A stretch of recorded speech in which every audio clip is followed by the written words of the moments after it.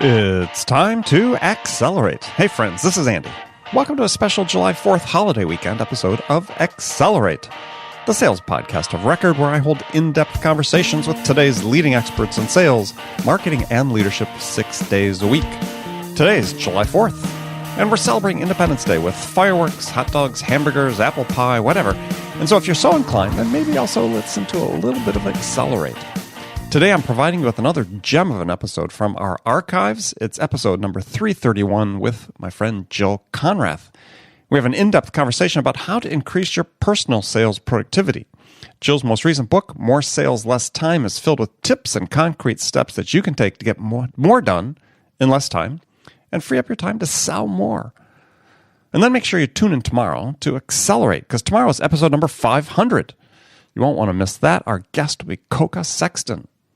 Okay, let's jump into my conversation with Jill Konrath on Accelerate. Jill Konrath, welcome to Accelerate. Andy, thanks for having me. I'm delighted to be here today. Oh, such a pleasure to have you here. So, in the off chance there's someone listening who's never heard of you, take just a quick second, introduce yourself, and tell us how you got your start in sales.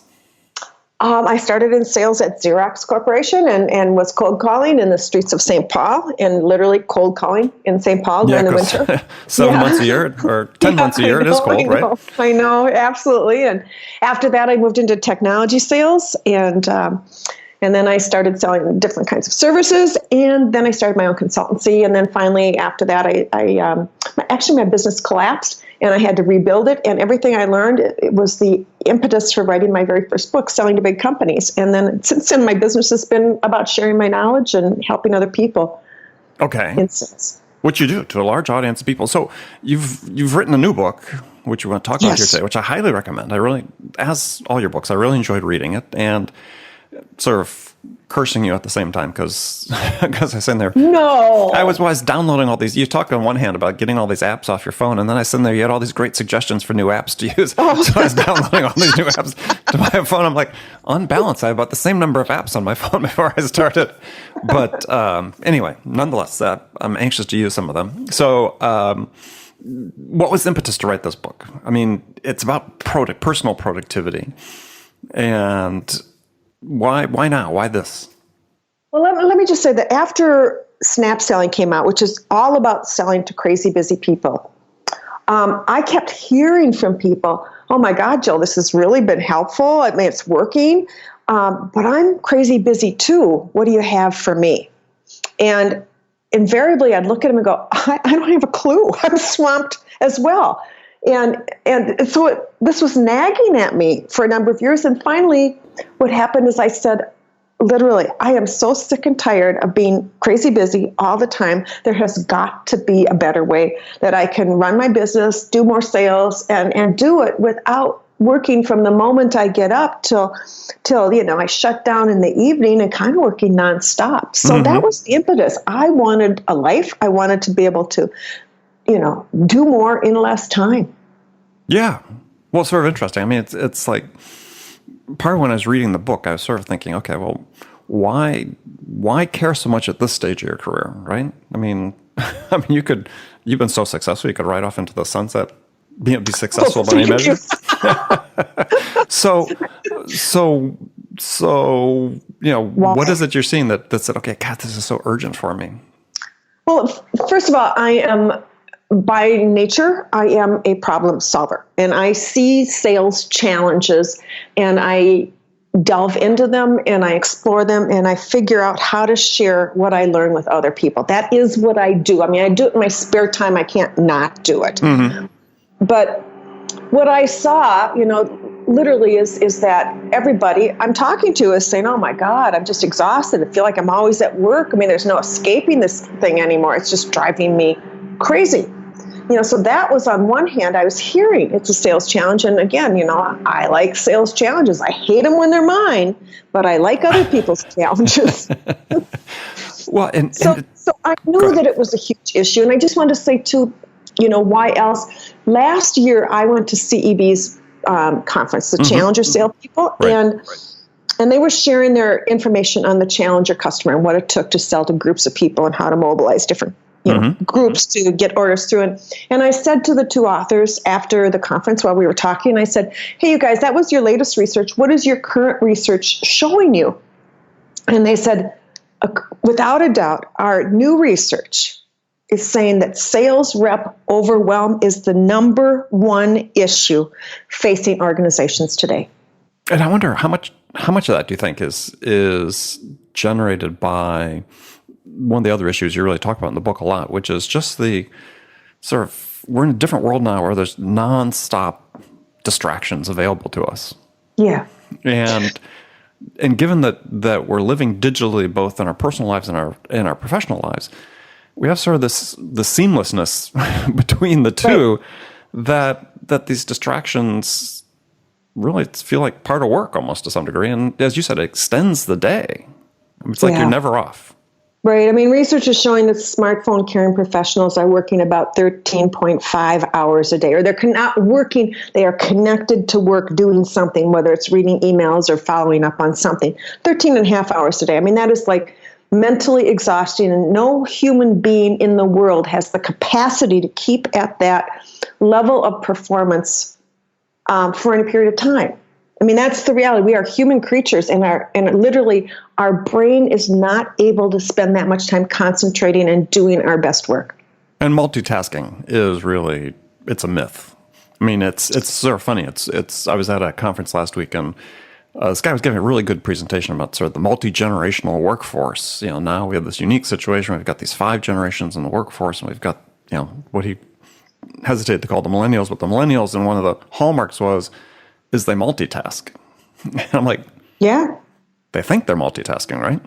Right. I mean, there is no such thing. I mean, research shows if you go into brain science at all that the human brain is not capable of doing 2 things concurrently. What it does is it shifts and it goes, okay, I'm going to focus here, then I'm going to quick focus over there, then I'm going to go focus here again, and you go back and forth. And every time that you switch from one thing that you're working on to another thing, you actually slow everything down. Every task you're working on takes 20 to 40% longer. And there's this time gap too, right? When you have to shift. I read once that's like, once you interrupt to go check your phone, for instance, and you go back to work, it takes like 30 seconds to a minute for your brain to get sort of recalibrate back to what you were doing.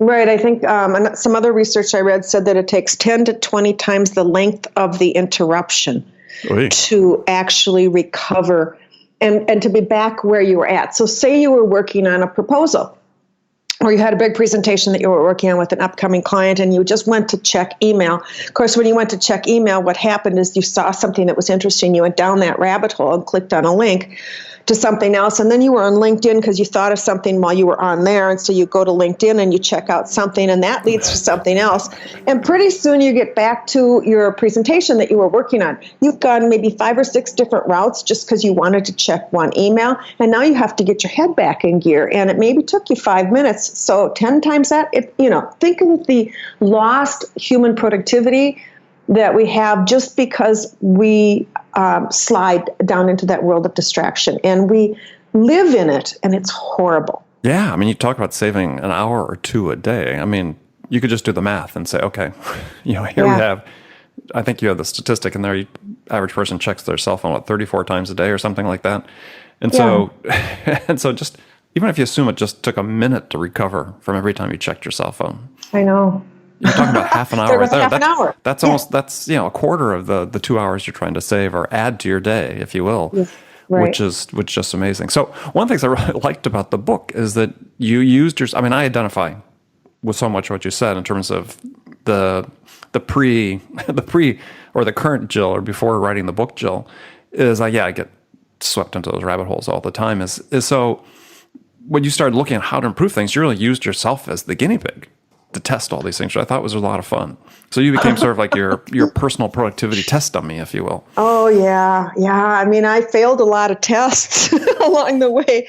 And I was really quite discouraged for a while because it's not easy to change what you're doing. And I had to step back and recognize that I had slowly over time developed these habits and these ways of working that were no longer serving me, but I didn't understand how to change things. And so of course, like everybody who's really distracted and really busy, the first thing I did is I just tried all these little sales hacks. People say, well, if you do this, it'll save you a second a day, or something. And I mean, there's 100 gazillion articles on sales hacks, 21 sales hacks to save you, 21 minutes a day or whatever. And I tried all those. And the reality of it is sales hacks save you milliseconds, but they don't get to the root cause of the issue. And the root cause is how we're working is actually not right. I mean, we have to literally change a lot of things. And I found that I personally did not have the willpower to be disciplined. In fact, you'll laugh when I say this, but I really came to hate certain people. based on what they were writing about and how you could say No. I just hated those people who were able to be so blasted disciplined that they said, yes, from tomorrow I'm going to be organized and I'm going to do this and I'm going to get up at 5:30 every morning. I'm going to exercise for 45 minutes and I'm going to sit down and, do this and that. Mm-hmm.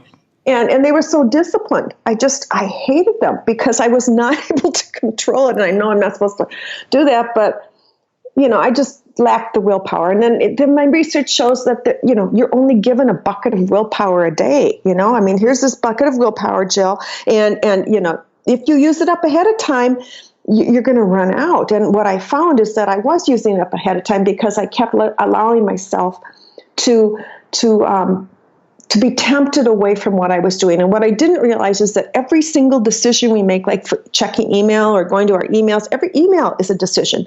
And every decision we make wears out our brain. And if we're trying to resist it, here I am trying to resist. Oh, don't go there, Jill. And my brain is going, oh God, this is hard work. And by 9 o'clock, 10 o'clock in the morning, my willpower would be shot. And then I'd say, I'm such a failure. There's no way I can control this. And then I finally realized that I had to put a firewall around me with the distractions themselves, the world that I lived in. And every seller lives in that world too.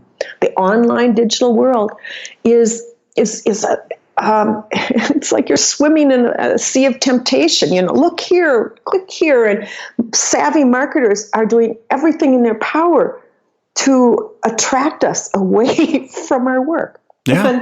And we fall victim to it because they're so good at what they do. And we are losing our working time. Well, I think it's tragic. Right. I agree. And I think it's not, wouldn't put the onus just on marketers. I think, it's our technology lives that we live, yes. Facebook, for instance. I mean, oh yeah. I mean, it's amazing. I mean, I'm not as avid a Facebook user as 99% of the people out there, though. Yeah. I do, but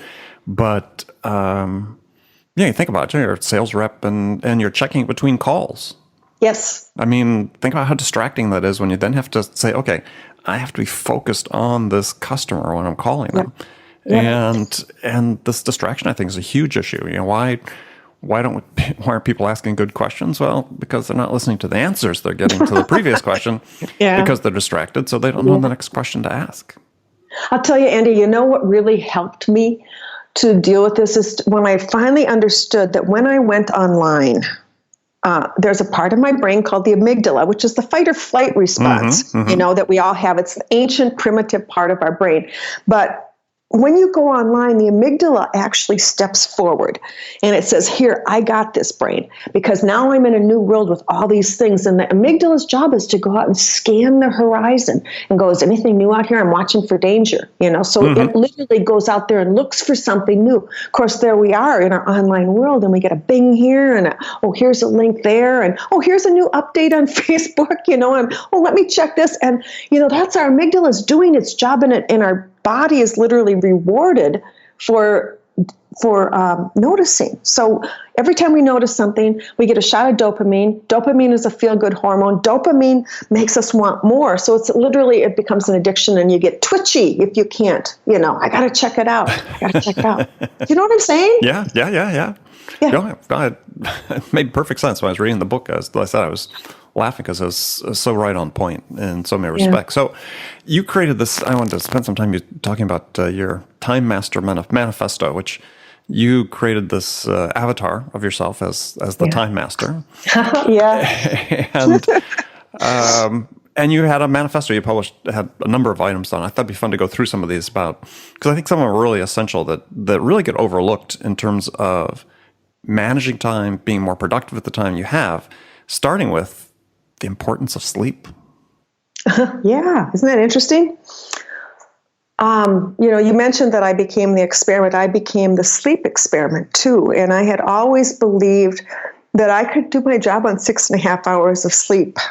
That that was kind of maybe, macho man or superwoman here saying I can get by on 6.5 hours sleep. But when I actually started testing my sleep, I found that there was a significant difference in my productivity the next day if I had a decent night's sleep. And for me, the personal, time, I needed to get at least 7.5 hours. And then I could wake up in the morning and boom, like the brain was there and I could move into gear and I could be really sharp. Anything less than it took me at least 2 hours to get my head in the game and be worth an ounce of gold.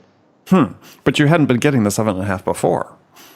No, but you don't know how many hours I wasted. Yeah. What am I trying to say? I'm trying to say until I realized I had no idea how powerful sleep was. And I know people are talking about it, but until it became a personal experiment where I could literally track and see my differences, it was fascinating to me. But nobody realizes that because we just, we sleep. It's just what we do. Yeah, we'd serve. Well, especially, it's somewhat age-related, right? I mean, think about all this masses of new salespeople that come into the sales force every year. I remember my time at a similar age, we were, from 6 o'clock to sometimes well after midnight, we were, in San Francisco having a good time. Well, I wasn't in San Francisco doing that. So, went to work a little bit. In big cities, people had the distractions of big city. Look at my son's generation, same thing.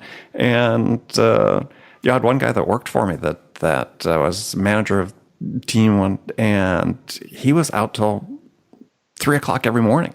Oh my God. And it lasted about a week. Yeah. And then he just okay, I can't do this anymore. Right. So even when you're young, you gotta pay attention to this. Well, you become a zombie. You really are not performing at your peak level. And if you really want to do your work and get out and have a life, then you have to have all your mental capacities there. And that involves a lot of different things, including making sure that you have enough sleep. Everything else takes longer. Your willpower is less. By the way, you eat more with a lack of sleep, and Absolutely. You're less disciplined. You make fewer calls and you do worse on them. Exactly. All right. So second thing, or number 2 on the list I want to talk about, not necessarily number 2 on yours, was you begin the day with what matters most. Yeah. So talk about that. Well, if I take a look at, can I do a comparison before and after? Sure. Okay. Like before, I would do email triage first thing when I get up. And I still do that just to check, and that's literally to go through my emails just on my cell phone and see if there's anything urgent and delete things that are irrelevant. But before, the first thing I did when I get to my office is I would open up and look at my email. And oftentimes, an hour and a half later, maybe longer, I would go, oh God, I've been doing all this stuff. I've been busy, and now what do I need to get done today? And I'd actually used up a lot of my cognitive capacity, my ability to think and be as good as sharp as I could. The reality is if you sit down quietly and you say to yourself at the beginning of the day, before you turn on the blasted computer, even though you feel compelled to, and you're twitching and you're waiting for your dopamine hit, to get going, you just sit quietly down and say, honest to God, Jill, what are the most important things that you need to get done for today? What are the most important things? It could be I need to get a hold of a specific prospect. It could be that I need to follow up on a customer service issue with a big client. Whatever it is, there are certain things that are key priority. And when you come into the office, to start those things, or at least to start the most important one early on, ensures that it's going to get done, as opposed to you're going to run out of time at the end of the day because you got so caught up in email that led to other people saying, Jill, can you get this? Jill, can you do that? Jill, can you do this? You open email and now you've entered everybody else's priority list, not your own. Not your own. And so you talk about you've divided your life into 3 buckets. basically. And so if it's not in one of the buckets, which are priorities, Yeah. it just doesn't happen. It just doesn't happen. Right. It just doesn't happen. Some things have to be done in the evenings. They just don't belong during the workday. Right. You just have to really think, what is the most important thing for me to get done? Is it something related to, a customer interfacing type of activity? Is it something related to the research, that you have to do in order to be, or the preparation you need to do in order to have a good customer interactions? I mean, those things are crucial. Yeah. And for me, I'm a doer as well, because as an entrepreneur, I have to actually deliver the things that I get paid for. Right. Well, and you referenced 2 good books in that when you're talking about that, Essentialism. Oh, love it. Which is a great book people should read, and The One Thing. The One Thing is great. Yeah, both excellent books on that. Another thing that you have in there that seems sort of obvious on the surface of it, but it's an issue we see with salespeople all the time. I see with salespeople all the time, is you say, I think about what I'm doing and why. And it seems like so much of the way sales processes are evolving, they're so activity-based and quantity-based that people are just sort of little automatons. And, you have to always stop and think about what you're doing. Yeah, it's interesting. I had a really good conversation with the VP of sales for an organization, and they had a lot of the sales development reps who spend a lot of their day on the phone. And I said to him, these guys are, and it's mostly guys in that field. It's kind of like, it's call, and it's a very testosterone-driven environment. Yes. And so I said, what differentiates your top sellers from your average ones? He said, our top sellers, before they get on the phone for the day, they sit down and spend some time thinking about what needs to get done and why they're going to do it, literally. And that's important. Everybody needs to do it rather than just getting to work. There's a lot of things we can do, and we can walk away from our 8 or 10 or 14 hours at work, and we could have been busy the entire day, but busy about what? Did it matter? Yeah. Well, I think that's one of the issues that and traps people get stuck into with, hey, we've got these, SDR teams, they have to make so many calls and so on, is they don't stop and think about, well, maybe there's a better way to do this. I know. Right? I know. And that's what you're missing. And I have this conversation with SDRs and SDR managers. It's like, you should, as a manager, you should expect your people to think, push back, say, hey, there's a better way to do this. We've been in this process. We know. Even practice passive disobedience. Sometimes if they got a better way to do it and they just sort of passively disobey or vary from the script, that's okay. Yeah, I honestly believe that one of the most important things we can do is to get people to experiment all the time. What we have right now is in a lot of organizations, there is the process, there's the way that we do it, but who's to say it's the best way? And you say passive disobedience. I would really encourage people and create a weekly challenges about what can we do better? What can we do better? Let's take this particular thing and see if there's a way we can improve it. I'll just take something like the PowerPoint decks that a lot of people have, which, by the way, I think in most cases, and I always see my clients' PowerPoints when I'm working with them, but in most cases, they pretty much suck, Andy. They're like the reverse of what they should be. Let me tell you about my company and all the locations we have and how long we've been in business and who we were invented by. It's like all that bogus stuff that nobody gives a rip about. But that's their presentation, and they do it religiously because this is our corporate deck. The reality is they should be saying, should we give a presentation? Yes or no? Do we need a deck? Well, that's interesting. Do we need a deck, or can we just talk to people? That's an experiment. Maybe we could look at if we take the deck and we cut it in half. Would that deliver better results and create better interactions? And to me, it's the challenging of the status quo at all times, consistently looking for the possibility that there's a better way to get to the end result. Exactly.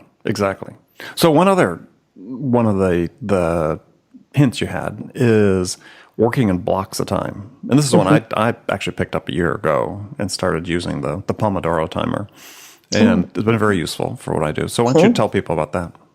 Well, research into productivity shows that, you can get into a flow and the rather than just working straight through, to take a look and say, what am I doing that is similar to each other? And how can I group like activities together so that I will get, so I can be more proficient at them and get them done faster. And so literally, there's a couple parts here. Literally looking at your day and say, well, what do I have to do? So say you're prospecting today. Rather than just saying, okay, here's my list of people I want to call. Okay, here's Eric's phone number. Okay, let me check Eric out on LinkedIn. Let me go to his company's website. Okay, I'm going to call Eric. Okay, now he didn't answer. I'm going to enter that into my CRM and, there's Eric. And then we get to Jennifer. She's the next person on our list. And we go back to that whole sequence. I'm going to look Jennifer up on LinkedIn. I'm going to do this. I'm going to check out their website. I'm going to think about what I'm going to say. And one by one, we do this. The reality is, if we can say, okay, here's the 10 prospects I want to contact today. Let me do all my research at one time. Let me go on and look them all up and take some notes on each one of them. Now let me plan what I'm going to say or do to each person, because I know something different. I'm not just going to do the standard call. I'm going to do or email. I'm going to do something that pulls it in. And now let me do my interactions. Let me call or let me send out my emails. That kind of stuff. You're faster at your research and you're better at it. You're faster at your preparation and you're better at it. You're faster at doing the activity and better at it. Mm-hmm. So every bit of that the blocking time for each, type of activity allows you to get better at each one and condense the amount of time it takes. But I would say beyond that, we should be blocking the time on the calendar so it's actually there. This is my prospecting time, or this is my research time. This is my planning, prepping the calls time, or prepping the emails time, and this is my outreach time. And actually put it on your calendar, because if it's there, then we are more likely to stick to what we're doing and do it well. Yeah, that was a great hint that came from, I'd interviewed Kevin Cruz. I don't know if you read his book on time management, which is a fabulous book. And yeah, his whole thing was his interviews with those long titles about time management secrets of, billionaires and millionaires and athletes and so on. Mm-hmm. And sort of the consensus among everybody interviewed is that one of the key time management secrets of these people is they don't have a to-do list. They have a calendar. Yeah. And if it needs to get done, it goes into the calendar. Mm-hmm. It goes to the calendar, and you put it there, because if you don't have it on the calendar, it's easy for the day to disappear on you. Absolutely. Mm-hmm. And that's been a powerful one for me in transforming what I do. So, Jill, this is the segment of the show where I've got some standard questions I ask all my guests. And the first one is a hypothetical scenario, and in this scenario, you, Jill, have just been hired as the VP of sales by a company whose sales have stalled out. And the CEO and the board, they're anxious to hit the reset button and get things back on track. So what 2 things could you do your first week on the job that could have the biggest impact? Well, that's a toughie. First week on the job, I certainly want to get my hands around what was going on. So I probably want to interview people to find out what is the state of the situation. But to have an impact, I think, to me, one of the biggest things that you can do to have an impact is to capture the spirit of the people and to engage them in how can we make this better. And so I would want to do that right away. I would want to say, look, you guys, you know sales has stalled out. I know that sales has stalled out. We're here in this together. We're going to go on a massive experiment, and we are going to be doing tons of things in the upcoming weeks. And I want every one of you to be a part of it. We are going to find better ways to do things, and we're going to test and experiment. And, I want to get started on this right away. I would engage people. To me, that would be like the most important thing I could do. Get them enrolled with what you're going to do. Get them enrolled. And it's not like they're bad people. It's like sales have stalled out. We got to find out why, but more importantly, we got to work together to find better ways and share what we're learning so we can all be lifted up at the same time. Love it. Great answer. Okay, so now I got just a handful of, actually 4 rapid fire questions. You can give me one-word answers, or you can elaborate if you wish. These are These are pretty simple, but they maybe might cause you to think a little bit. So the first one is, when you, Jill Konrath, are out selling your services, what's your most powerful sales attribute? Wow. When I'm selling my services and people contact me and they want to look at me to do work for them or somebody else, the quality of my questions are probably my best attribute. Okay, great. They're penetrating, they're insightful, they make people think, and then I get a lot of good information that I can then translate into what I share later. Excellent. Next one. Who's your sales role model?